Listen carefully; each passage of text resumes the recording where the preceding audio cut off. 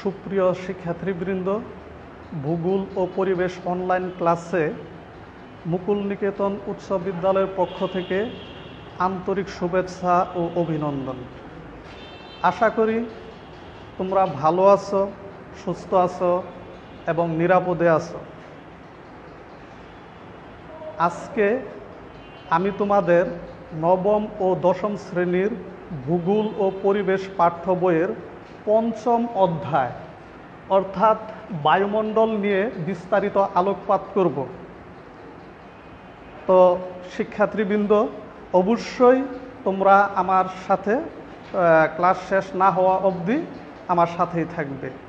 তো শিক্ষার্থীবৃন্দ, এখন চলো আমরা পঞ্চম অধ্যায় অর্থাৎ বায়ুমণ্ডল সম্পর্কে অনুশীলন করি।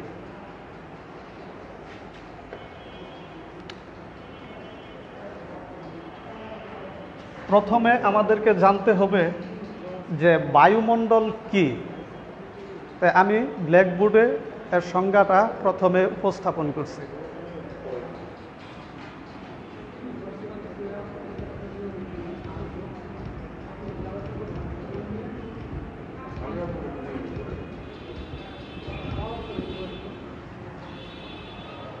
বায়ুমণ্ডল হচ্ছে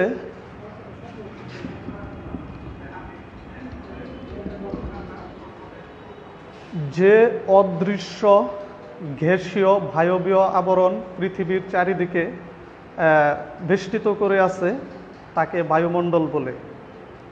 আর এই বায়ুমণ্ডলের আকার, আকৃতি, স্বাদ, গন্ধ এগুলো কিছুই নেই। একে খালি চোখে দেখা যায় না, শুধুমাত্র অনুভব করা যায়।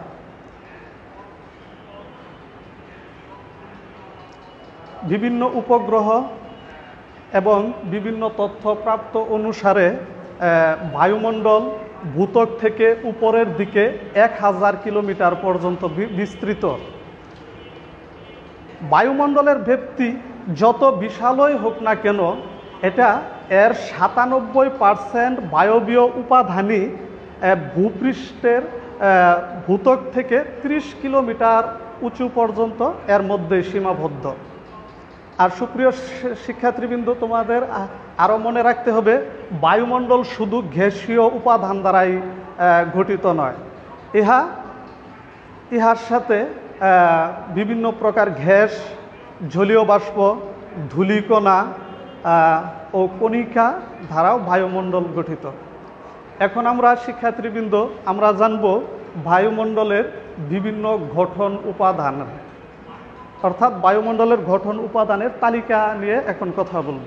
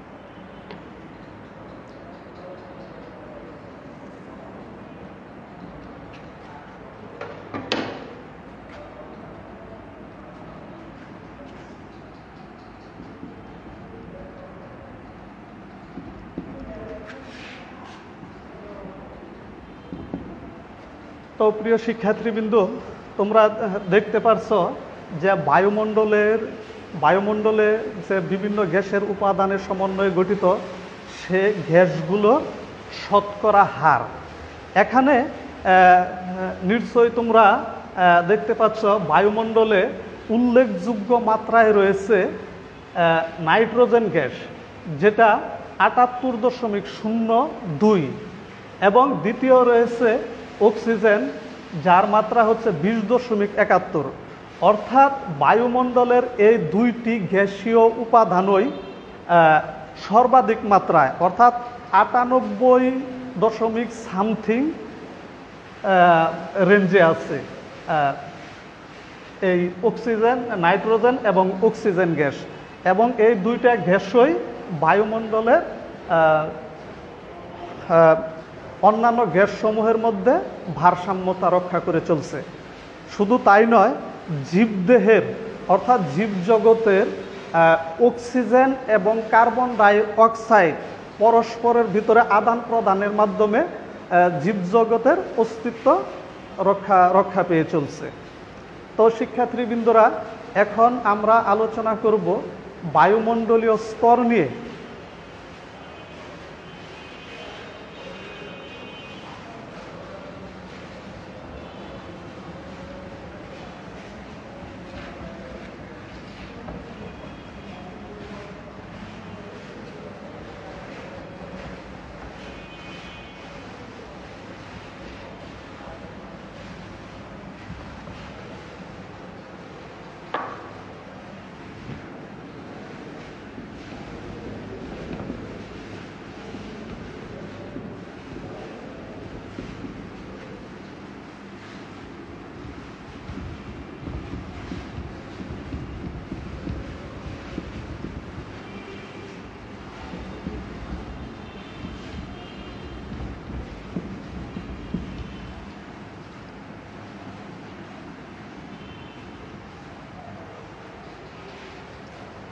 বায়ুমণ্ডলের গঠন উপাদান, প্রকৃতি এবং বৈশিষ্ট্য অনুসারে ভূত্বক থেকে উপরের দিকে পর্যায়ক্রমে বায়ুমণ্ডলের স্তরসমূহকে ৫টি ভাগে ভাগ করা যায়।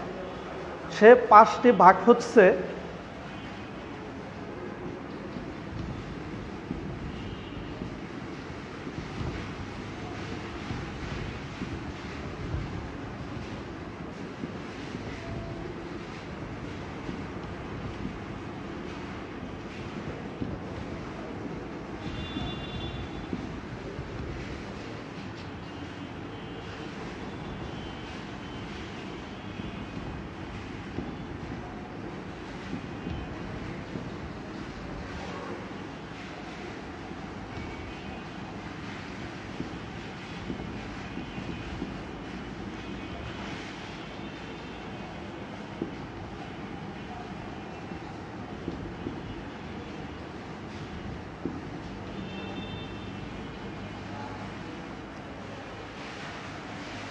বায়ুমণ্ডলের এই স্তর বিন্যাস শুধুমাত্র বায়ুমণ্ডলের গঠন উপাদানের প্রকৃতি, বৈশিষ্ট্য এবং উষ্ণতার ভিত্তিতে করা। আবার এই বায়ুমণ্ডলকে উপাদানের তারতম্য অনুসারে দুইটি ভাগে ভাগ করা হয়েছে। একটি হচ্ছে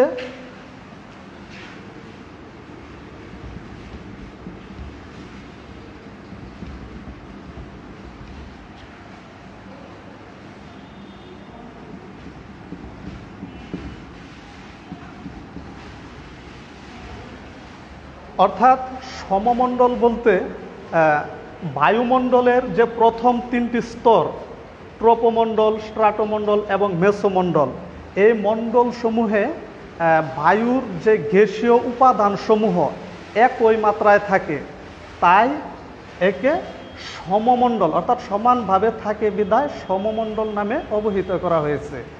আর নিচের দুইটি মধ্যে তাপমণ্ডল এবং এক্সোমণ্ডলে বায়ুমণ্ডলের গঠন উপাদান অর্থাৎ গ্যাসসমূহ বিভিন্ন মাত্রায় বিক্ষিপ্তভাবে থাকে, তাই একে সমানভাবে থাকে না বিধায় একে বিষমমণ্ডল বলা হয়েছে।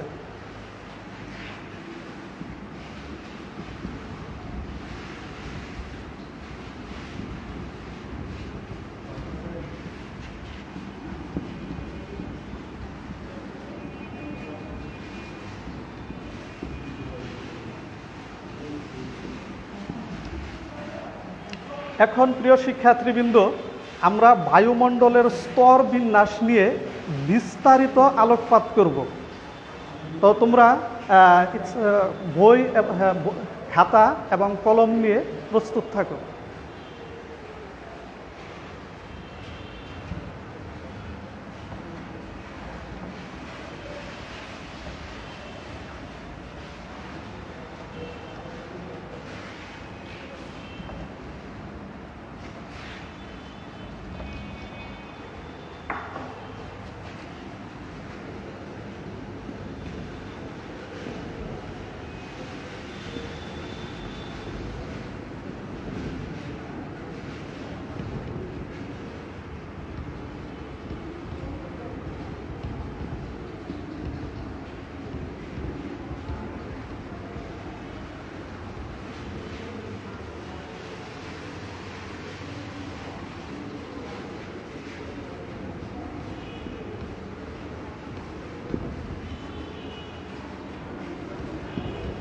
বায়ুমণ্ডলের স্তরটি অর্থাৎ ট্রোপোমণ্ডলের অবস্থান হচ্ছে ভূপৃষ্ঠ সংলগ্ন স্তর, অর্থাৎ ইহা ভূপৃষ্ঠের সাথে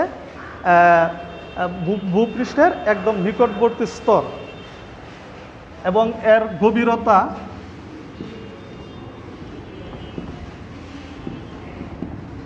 নিরক্ষীয় অঞ্চলে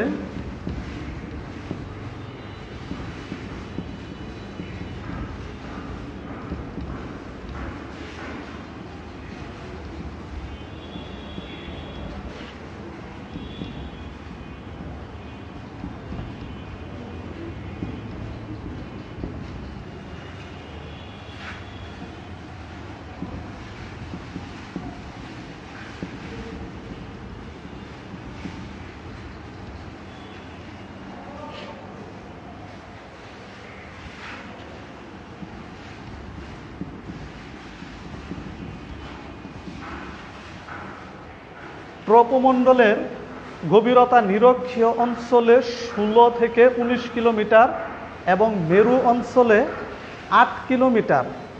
এবং এই ট্রোপোমণ্ডলের কিছু বৈশিষ্ট্য রয়েছে, যেমন সে বৈশিষ্ট্যগুলো হচ্ছে: এক, উচ্চতা বাড়ার সঙ্গে সঙ্গে বায়ুর ঘনত্ব এবং উষ্ণতা কমতে থাকে।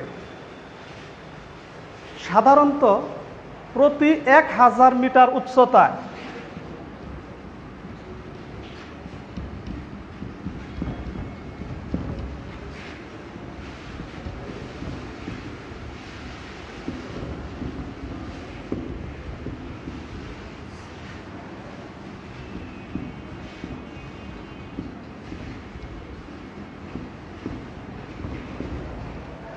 ট্রোপোমণ্ডলে সাধারণত উচ্চতা বাড়ার সঙ্গে সঙ্গে বায়ুর ঘনত্ব ও তাপমাত্রা হ্রাস পায়। সাধারণভাবে 1000 মিটার উচ্চতায় 6 ডিগ্রি সেলসিয়াস তাপমাত্রা হ্রাস পায়।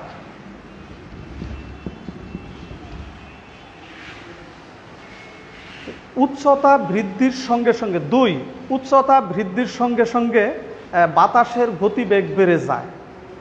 3, নিচের দিকের বাতাসে জলীয় বাষ্প থাকে।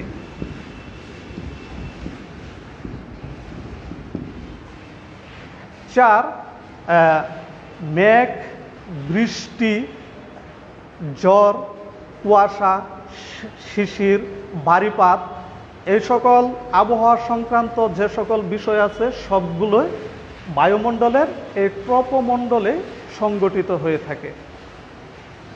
এখন আমরা আলোচনা করব বায়ুমণ্ডলের দ্বিতীয় স্তর অর্থাৎ স্ট্রাটোমণ্ডল নিয়ে।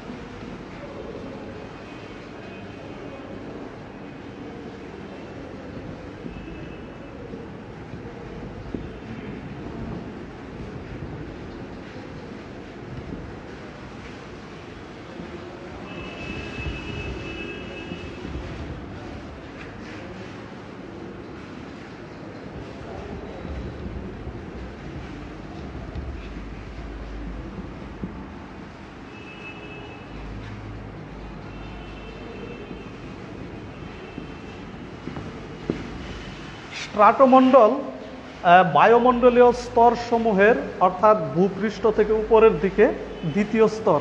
ইহার অবস্থান হচ্ছে ট্রপোপস হতে উপরের দিকে 50 কিলোমিটার পর্যন্ত।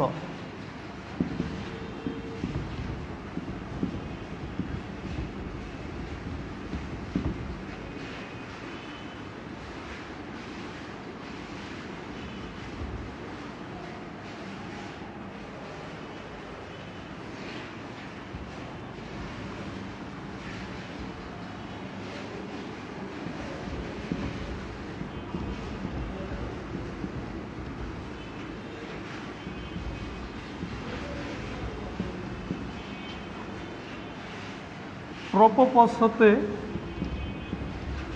উপরের দিকে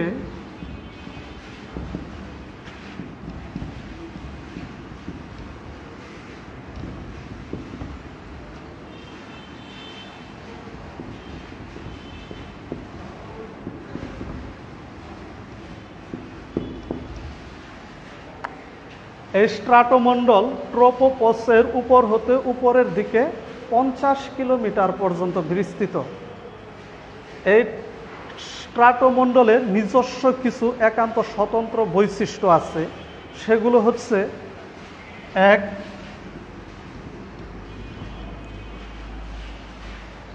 স্ট্রাটোমণ্ডলের এই স্তরে ওজোন গ্যাসের পরিমাণ সর্বাধিক বেশি।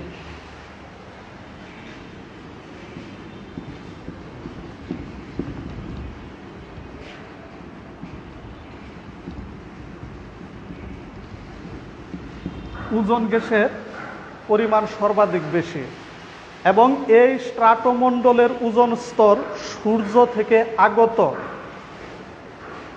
অতি বেগুনি রশ্মি অর্থাৎ আলট্রা ভায়োলেট রে শুষে নেয়। যদি এই স্ট্রাটোমণ্ডল না ওজোন স্তর না থাকতো তাহলে সূর্য থেকে আগত আলট্রা ভায়োলেট রে যদি পৃথিবীর বুকে স্পর্শ করত তাহলে জীবজগৎ একজিমা হয়ে, বিগ হাউস হয়ে, ক্যান্সার হয়ে তাদের অস্তিত্ব সংকটের মুখে পড়ে যেত। দুই,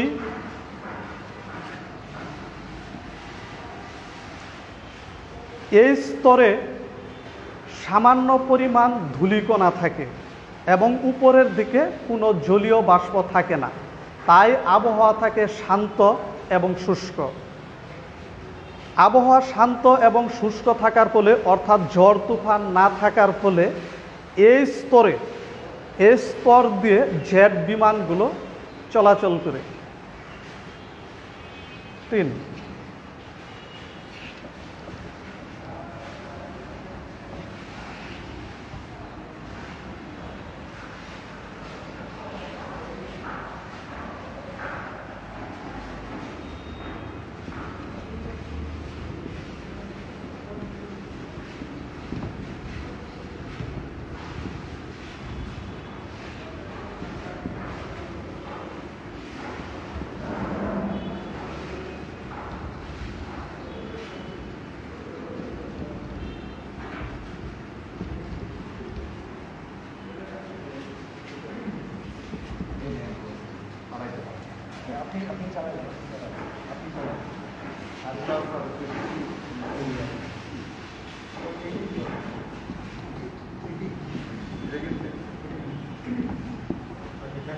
বায়ুমণ্ডলের এ স্তর অর্থাৎ মেসোমণ্ডলের অবস্থান ভূপৃষ্ঠ থেকে তৃতীয় স্তর অর্থাৎ স্ট্রাটোস্পসের উপরের দিকে ৮০ কিলোমিটার পর্যন্ত বিস্তৃত।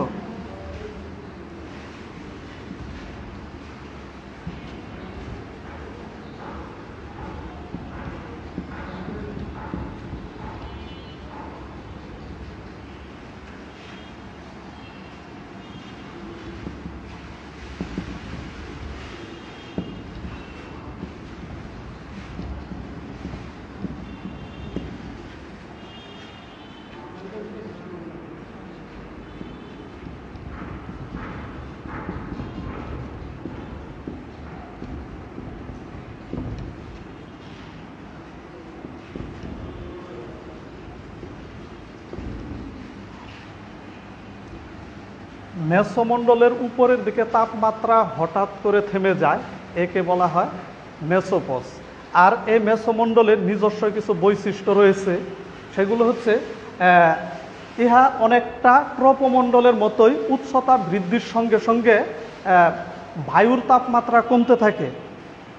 আর বায়ুমণ্ডলের সবচাইতে শীতলতম স্তর হচ্ছে এই মেসোমণ্ডল।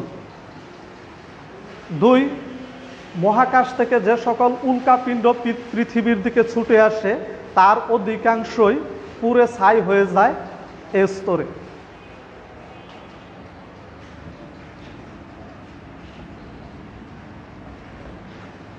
৪, তাপমণ্ডল নিয়ে আলোচনা করব।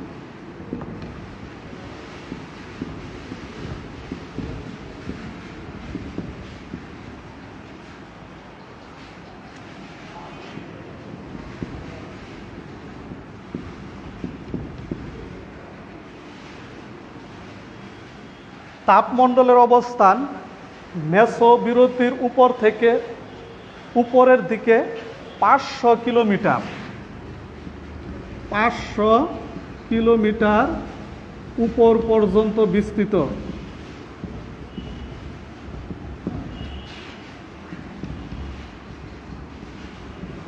এ স্তরের বায়ু অর্থাৎ তাপমণ্ডলের স্তরের বায়ু অত্যন্ত হালকা এবং ক্ষীণ। এর কিছু নিজস্ব বৈশিষ্ট্য রয়েছে, সেগুলো হচ্ছে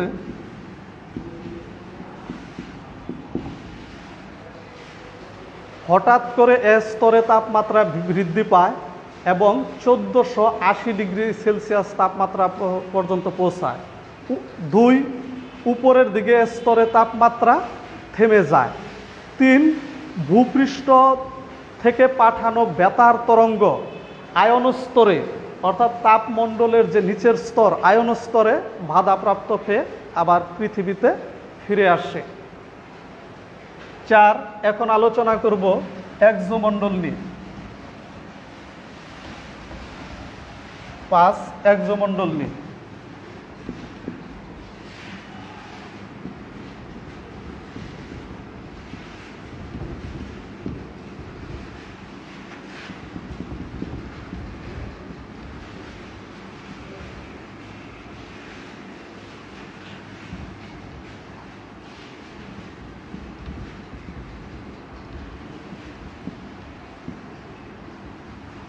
তাপমণ্ডলের উপর হতে ৯৬০ কিলোমিটার উপর পর্যন্ত বিস্তৃত হচ্ছে।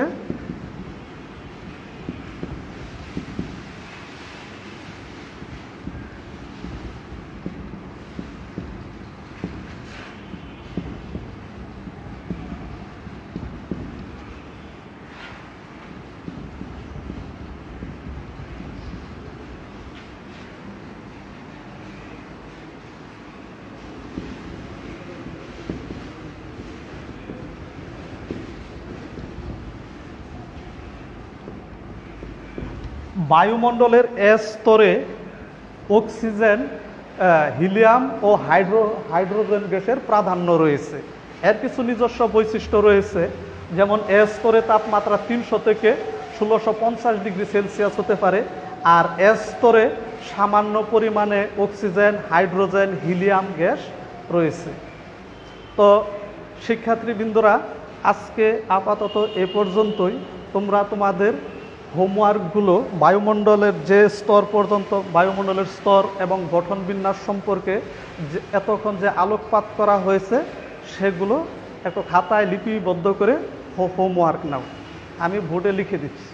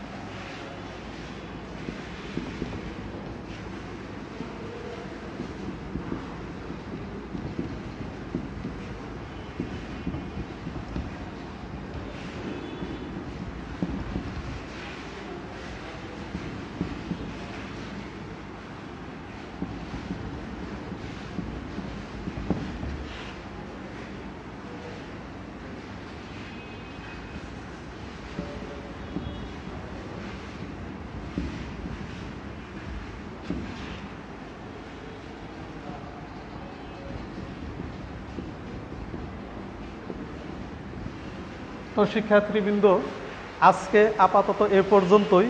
আগামী ক্লাস পর্যন্ত আমার সাথে থেকো। প্রত্যেকে সুস্থ থেকো, ভালো থেকো এবং প্রত্যেকের সুস্বাস্থ্য এবং দীর্ঘায়ু কামনা করে আমি আমার অনলাইন ক্লাস এই মুহূর্তে শেষ করছি। আল্লাহ হাফেজ।